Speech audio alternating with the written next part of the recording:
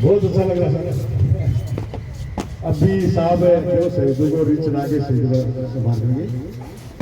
Reach चढ़ा के सैनिक कल्याण बोर्ड के अध्यक्ष श्री प्रेम सिंह बाबू,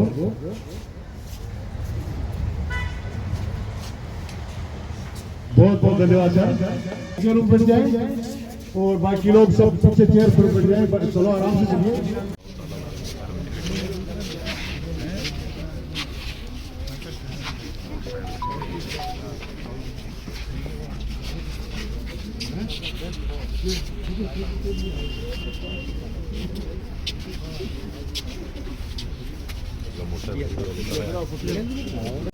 14 जनवरी 1953 को सेवानिवृत्त हुए थे। उनकी सेवाओं के सम्मान में हर वर्ष 14 जनवरी 2017 से एकजुटता को मजबूत करने के लिए पुष्पांजलि समारोह आयोजित किए जाते हैं और सेवानिवृत्त हुए सैनिकों का स्वर्गवास हो गया है, उन्हें श्रद्धांजलि अर्पित की जाती है।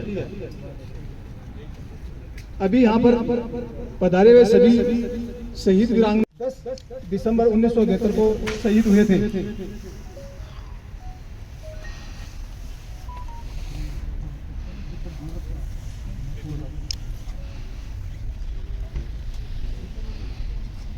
श्रीमती विमला देवी,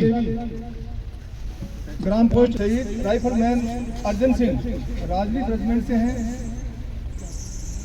भारत पाक युद्ध के अंदर 17 दिसंबर 1971 को शहीद हुए थे। श्री सदागमन बीओजी से हैं। ऑपरेशन पवन के अंदर 12 अप्रैल 1989 को शहीद हुए थे।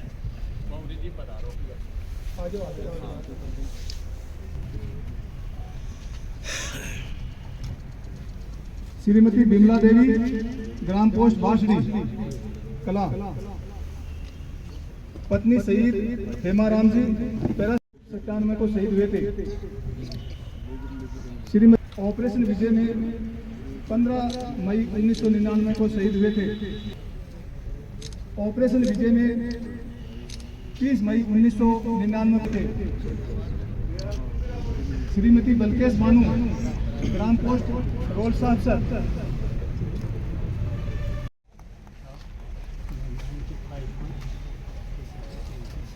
लांस नाइक बानाराम, सेना मेडल।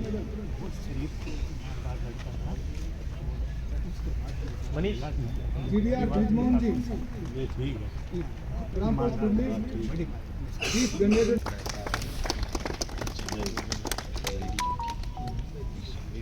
सिपाही ऋषिराज सिंह, ग्राम पोस्ट सिंहासन।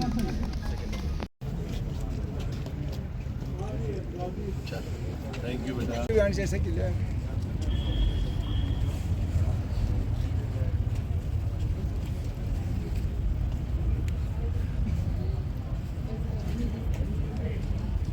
चलो बहुत बहुत बधाई देते हैं।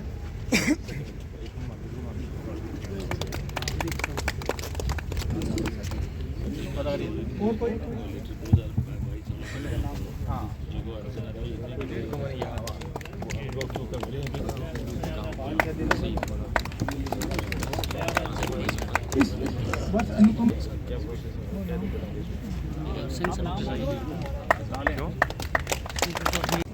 शहीद परिवार और सभी हमारे गौरव सेनानी, वर्तमान सैनिक, सबको मैं शीश झुका के प्रणाम करता हूं। आज आपको सबको जानकारी है कि जब अटल बिहारी वाजपेयी साहब जहां भी है, मैं भगवान से प्रार्थना करता हूं कि उनकी आत्मा को शांति दे। कि उनके पहले जो भी सेना में कैजुअलिटी होती थी तो वहीं किरासन तेल डाल करके वहीं एक्सपायर उनको दाह संस्कार कर देते थे। उन्होंने शुरुआत की, मान सम्मान दिया, पैकेज दिया और डेड बॉडी को, सबसे बड़ा सम्मान था डेड बॉडी को घर तक पहुंचाया। तो मैं आज उनको भी शीश झुका के प्रणाम करता हूं। और उसके बाद में आदरणीय वसुंधरा जी मुख्यमंत्री थी, कर्नल साहब जगदेव सिंह जी बैठे मेरे साथ हैं। हमने प्रत्येक शहीद के घर गए राजस्थान में, उनका मान सम्मान भी किया, समस्या समाधान भी किया। और रात को बाड़मेर जैसलमेर जो एरिया है उस साइड में देवताओं की तरह से मानते हैं आज भी उनको, शहीदों को। तो वहाँ मंदिर के ऊपर जाते हैं तो आपको पता है जूती खोल के जानी पड़ती है। तो ये कर्नल साहब को पूछो, चिमटी रखते थे, एक दिन बाजार से खरीदी थी जोधपुर में, और रात को भी सड़ियाँ खड़ी जाती थी, वो ये निकालते थे चिमटी से मेरे पैरों में से। तो हमने 19 महीने की यात्रा निकाली, प्रत्येक शहीद के घर गए, 1,02,000 किलोमीटर गाड़ी चली। लिम्का बुक ऑफ इंडिया में नाम भी दर्ज हुआ। और वो ही नहीं, उसके बाद में बर्नलिज्म का कानून हमने बनाया। आदरणीय वसुंधरा जी को कहा उस टाइम पे, मैंने कहा मैडम, देश आजाद हुआ तब से लेकर के, और उन लोगों ने जिस जमाने में हमारे देश के सैनिकों ने लड़ाई लड़ी, सरकार के पास संसाधन भी नहीं होते थे। आज तो सरकारों के पास संसाधन हो गए, लाठियों से लड़ के करिए। और मैंने कहा आज गांव में जाते हैं तो 99 का कोई शहीद है, उसकी मूर्ति लगी हुई है, उसके बाद पहले हमारे शहीदों को कहीं को तो गांव में भी नहीं जानते।